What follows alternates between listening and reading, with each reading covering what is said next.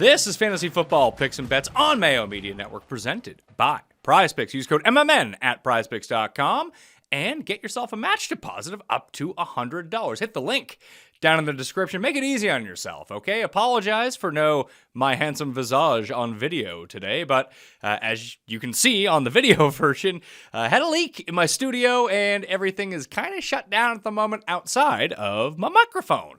So, bringing the show to you. If you're here for the waiver wire, hit the time code and you can jump right to the injury report by position. If not, stick around for Monday Night Football, of course. You can always find the waiver wire pickup power rankings column down in the description as well. Let's get right to it and check out what's going on Prize Picks for Monday Night Football. We have the Commandos at the Philadelphia Eagles. You can see the Heineke and Hurts lines right now. What I want to do is jump over to runthesims.com and check out the projections because overtime submarined all of my Prize Picks in that stupid Dallas and Green Bay game. Dallas up by 14 in the fourth quarter. Dak way under his number. Everything's looking great until it wasn't, and it goes to overtime. He eclipses his passing yard number. Dak Prescott, that is, and completely submarines all my Prize Picks. So 2 bad weeks in a row. Monday nights have not been kind to me anyway, so hopefully I can figure out something. Hopefully Run the Sims can help me out on this. This is the DIY simulator under NFL, by the way, if you ever want to check it out. You have all of the slates, all of the single games, which you can completely customize if you like. We have Washington and Philadelphia, and you can check out the inputs of all of the players coming into the game. It does appear like Jahan Dotson is going to be back in this game. We have him splitting with Cam the Sims, at the moment, but as closer we get to kickoff, I think the more that's going to sway in favor of Jahan Dotson. So we're going to take the 11-point spread, and we're going to run all of the simulations on this contest, and hopefully the projections can find me something I like. So this is what we're looking at for DraftKings optimal results for the night. Obviously, Jalen Hurts comes in number 1, Antonio Gibson number 2. I'm curious about this Antonio Gibson one. What are we seeing here from Antonio Gibson? We have him at a 40% share of the rushes, 43% for Brian Robinson, but are almost 16 to 17% of the receiving share for Antonio Gibson, with only 5% to Brian Robinson. That tracks with J.D. McKissic out from what we've been seeing normally. So let's go take a look at the projections and see what we got. The highest scoring players in the game: Hurts 24 points, A.J. Brown 16 on the dot, Heineke just over 14 with 220 yards passing. Hell, if we just go back to Prize Picks, we could just go over Heineke 208.5, less than 242.5 Jalen Hurts, and baby, we got a stew going on that one. The fantasy points and projections would actually bear those out. So 17 completions on 27 attempts for Jalen Hurts. I wonder what we have as pass completions. 19.5. What do we have for 17.5? That's 2 under. It's a pretty good number as well as we try to parse through these. Miles Sanders, the 4th highest scoring player in the game, projected 15 carries and 82 yards, and 1 for 8 in the passing game. Gibson is the big difference, though. So Gibson, we have projected almost 14 fantasy points, 43 yards on the ground, and 29 through the air on 4 catches. Now, obviously, 13.7 is a pretty lofty projection, mainly because of DraftKings scoring and Prize Picks scoring the full point PPR. So I'm guessing if we take a look at the Prize Picks tool on runthesims.com, which you can get when you have a membership, runthesims.com/Mayo to get yourself a discount on that. I'm guessing Gibson's going to be number 1 in the Prize Picks. Yep, there he is. Over 10 fantasy points. We have him to beat that by 4. That wins 70% of the time. So that's one I can get behind. Scorin' McLaurin, under 13 fantasy points. Okay, Quez Watkins under 12.5 receiving yards. I don't know if I like that one because Quez catches 1, then it's curtains for the Prize Picks card, which would be par for the course at this time. Jalen Hurts pass completions under the 19.5. Sought that one out. Jalen Hurts under 242 passing yards, 62% of the time. Although Washington has one of the better run defenses in football, although it doesn't really seem to matter to the Philadelphia Eagles as they're kind of able to run all over everyone. What do we got here? Miles Sanders under touchdowns in this game. I actually like that one. Miles Sanders under touchdowns. I can't wait for this one to come back and bite me. So we'll play Antonio Gibson more than fantasy points. Let's see here. Where's fantasy points? Fantasy score. Antonio Gibson more than 10. And we're going to go anytime touchdown. Miles Sanders less than 0.5 touchdowns. No score for him. $100 pays $300, and hopefully we can get back to our winning ways after getting kicked in the nuts a few times in Prize Picks. But these are the ebbs and flows of the season, and you just kind of have to get used to them. Let's jump over to the running back injuries from week number 10. Again, you can always find all of these reports I'll update them in real time when stuff comes out. In the Mayo Media newsletter, you can subscribe for free down in the prescription. The prescription is hit the description and join the Mayo Media newsletter. We did the Week 10 recap. John has his DFS picks already out for Monday Night Football. Highly recommend that you go check that out. That's all up on Mayo Media Network right now. Smash the like and sub to the channel while you're here.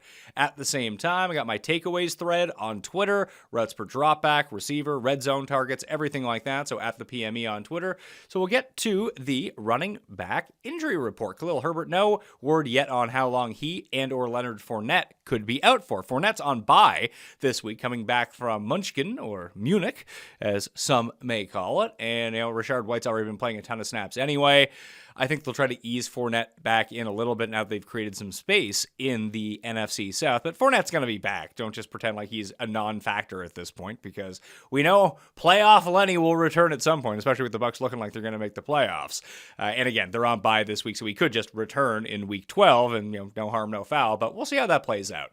Zeke didn't play. Deion Jackson didn't play. Mark Ingram didn't play. Gus Edwards is on a bye this week. He's questionable to return in week number 11. Same as J.K. Dobbins. I don't think that he'll be back in time, but we'll see. J.D. McKissick out from Monday Night Football. Those are the main injuries at running back that we've seen. So we can jump on over to the running back snap shares. One game under Jeff Saturday, or Samedi, as they would say en français. Jonathan Taylor's playing 97% of the snaps all of a sudden. So that, when you drafted him first overall or second overall or whatever it was, this is what you were expecting.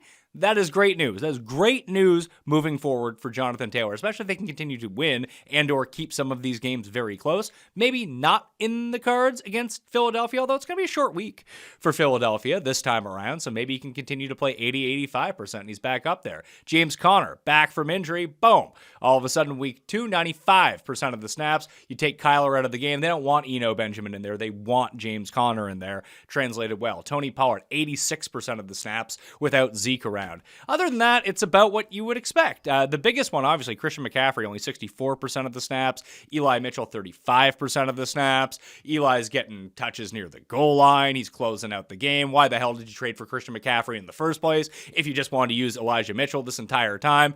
Makes no sense to me whatsoever. Here's an interesting one. Donta Foreman, 67% of the snaps. Chuba Hubbard, 18% of the snaps, or 19% of the snaps. They're huge underdogs this week at Baltimore. I believe it's 12.5 points. And as we are actually recording this, PJ Walker has been ruled out for that game. So we're getting Faker Mayfield back under center for the Carolina Panthers. So what we're looking at now is a situation where they're massive underdogs. We haven't seen this role change. And I'll talk about this more on Tuesday's show with Jake Seeley about the roles in Carolina's backfield. We've seen them in passing situations, and when they're losing, Foreman isn't on the field. He is there when it's a close game, in a run script, and when they're up, and he will come in near the goal line, granted, if they do want to run the ball. But I could see Hubbard being more valuable than Foreman here at far less upside, obviously, mainly because he just has low touchdown equity versus Donta Foreman. Now, maybe Foreman can run all over Baltimore and keep them in that game. That would be the case for him. But be very wary of this situation in week number 11 in a massive dog script for the Carolina Panthers. Beyond that, nothing really a-doing. If we look down at the very bottom of the list, you can see like the Jamal Williams, DeAndre Swift split is 40-30. DeAndre Swift kind of sucks at this point. I don't know whether he's hurt or they legitimately think he's no good, but that's where we're at. Chase Edmonds didn't do much for the Broncos in his first start. Melvin Gordon played over 50% of the snaps. Then it was Latavius Murray. We got a 50-34 split for Nick Chubb and Kareem Hunt. They had to go 5 wide a lot when they're down 30 points. Not something that's very likely. I mean, they are playing the Bills this week, but that circumstance doesn't really rear its head all that often for the Browns. You got Henderson playing over Kieran Williams in his first start, 26% of the snaps. So that's good news for him. Got his first career touch in the game. And Henderson scored the touchdown, but it seems like Cam Akers has been pressed back to the side. I still like Kieran Williams as a pickup long term. Maybe you can squeeze some value out of him come playoff time, week 14, 15, and 16, or not. It's basically a free pickup at this point. The Najee Harris split, 60 to 43% between Harris and Warren. Warren looked better in that game, in my opinion at least. He just looked more explosive getting to the edge and picking up a whole bunch of short first downs for the Steelers. So expect more Warren, not from something about Mary, just regular old Jalen Warren on the Pittsburgh Steelers is where you want to look at. And then Algier played more than Cordell or Patterson. I don't know what the hell was going on in Atlanta. Basically just a stay away. It's essentially a four-pronged rushing attack at this point. You have Algier playing 48% of the snaps, Patterson 36%, Huntley was just behind, and you have Mariota running the ball. That's not great. One last thing to look at, you have Saquon playing 80%, Matt Breida playing 21%. If anything was to happen to Saquon, I don't know if Breida would necessarily be quote-unquote good for your fantasy team, but he would get plenty of opportunities. And as you can see, when it comes to the top fantasy scores of the week, they're generally the guys who are on the field up here. So keep that in mind going forward. For the actual pickups this week, you can find everything on dknation.com. As always, click the link down in the description. I'll update these whenever news ends up coming out. I have Rashad White at number 1, Gus Bus Edwards. Number 2, Jalen Warren, Alexander Mattison, Isaiah Pacheco, James Cook, Kenyon Drake, Matt Breida, Chase Edmonds, and Kieran Williams to round out the top 10. Here's the deal. Quote Joe Biden. Probably not a great quote, but here's the deal. All right? Jalen Warren, I think, Gus Edwards. If you're wondering why Pacheco is at number 5 here, maybe even that's too high for him. James Cook almost at the same time. Pacheco and Cook are guys you can use on a weekly basis. Warren and Madison really aren't. White, you're hoping something is wrong with Leonard Fournette, but you can kind of use him as a back-end flex anyway. Gus Edwards, we just don't know about his health. But Warren and Madison get the nod for me over Pacheco and Cook, because there's nothing that can really happen on the Chiefs and Bills that carves a path to full playing time, full snap share, full first down, second down, third down, goal line work for Pacheco or Cook. If they wanted that, it would have already happened at this point. But with Warren and Madison, if the starter goes down, that is their job. Kind of in the same boat as Matt Breida at this point. Maybe even Latavius Murray. I don't know, because of Chase Edmonds still being there. They really hold no value on a week-to-week basis. But these are the types of players that you want to stash on your bench now as we get closer to the fantasy playoffs, when these players can become ultra valuable in a 1-week sample, especially if, let's say, your opponent owns Dalvin Cook. It's not necessarily that you have to play Alexander Mattison. It's they can't go pick up Alexander Mattison. I hope that makes sense to you. Wide receivers, pickups for the week.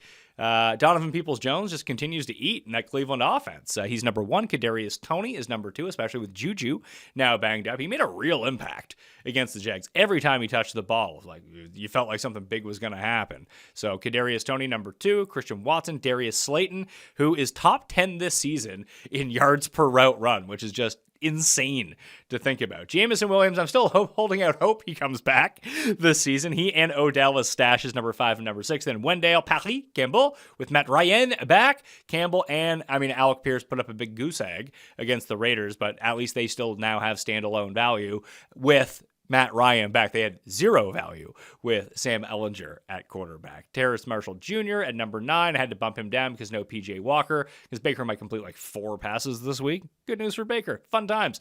Bye-bye, DJ Moore. It was fun knowing you for 2 weeks. Isaiah McKenzie comes in at number 10. To go back to the Jahan Dotson, the injuries.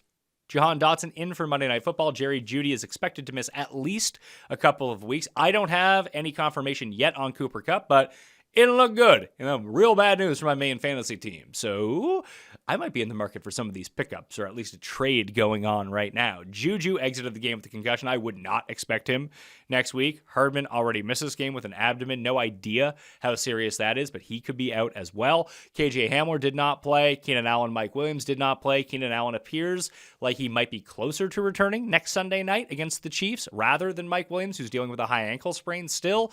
Gage goes on by. Reynolds, Lord knows. I have back problems. They suck. And you're a professional athlete and you have back problems. Even worse, I'm imagining. So It's going to be a while until he's healthy. I'm guessing they play this week, and then they go Thursday, Thanksgiving against Buffalo. Then they have another 10 days off. They can rattle off a win this week because they're probably going to lose to the Bills regardless. That they're still kind of in the mix in the NFC, so maybe they'll give Reynolds a bit more time. No word yet on Chase or Dubs, and Hunter Renfrow was placed on injured reserve with a rib/hamstring injury. That's always fun news. At tight end, Gerald Everett left the game with a groin injury. Expect him out for a bit. Same as Zach Ertz, expected to miss multiple weeks, if not the season. Jelani Woods did not play for the Indianapolis Colts. Darren Waller's on IR, so go pick up Foster Moreau. And David Njoku, he said he wasn't going to miss any games. Now he's been out 3 weeks, so he's out until further notice. Put it that way. If he starts practicing, that would be good news. Colt McCoy exited the game, but he came back in, then exited again. He should be good for this week in Mexico City. You don't really care about that. Although the Cardinals offense, highly concentrated with Colt McCoy. Both DeAndre Hopkins and Rondale Moore accounted for 75% of the team's target share. Great news. And James Conner played 95% of the snaps. There's always value in knowing exactly where the ball is going to go in an offense. No confusion there when Colt McCoy is playing. Obviously, Kyler did not play. No word on him for next week. Ditto for Matt Stafford. And again, P.J. Walker out, already declared by Steve Wilkes against Baltimore this week for Carolina. So the pickups that I'm looking at tight end, Foster Moreau, far and away number one. You get at least 3 more weeks out of him as a starter for the Raiders with Darren Waller out. We might not see Darren Waller again this season. And Foster Moreau doesn't block. He's a receiver. So a lot like Evan Ingram in that sense. So they're 1 and 2. Komet at number 3, Juwan Johnson, then you have the rest. Those are the 4 that you should really concentrate on. I would prioritize Moreau and Ingram. That's tier 1, Komet tier 2, Juwan Johnson tier 3 for players available right now. Tough week for streaming at quarterback. Mariota is at home against Chicago. Should be a high-scoring game. Matt Ryan at home against Philly in a catch-up situation. I don't want to play Russell Wilson, but at least he's taking deep shots. I'd like to know more about Judy or Hamler. If those guys are going to play, that'd be great, but it's a sieve defense for Vegas at the moment. Then Heineke at Houston. Again, Houston, much easier to run on than pass on, but we'll see how Heineke ends up doing in that situation. Defense streams for the week. Jets at the Patriots. Pittsburgh at home with TJ Watt returning. We saw what they did in week 1 against the Bengals. Hopefully, they can do it again. Then you have Denver at home against Las Vegas. And then Washington at Houston. And that awful Davis Mills. So that was the Week 11 waiver wire. Check out the full rankings on DK Nation. Find that down in the description. RunTheSims.com/Mayo to get 10% off. Hit the description for that. You know what? Just hit the description. Tons of stuff down there, including the link to get yourself that match deposit of up to $100 at prizepicks.com by using code MMN. I'm Pat Mayo. Smash the like and sub to the channel, and I will see you next time.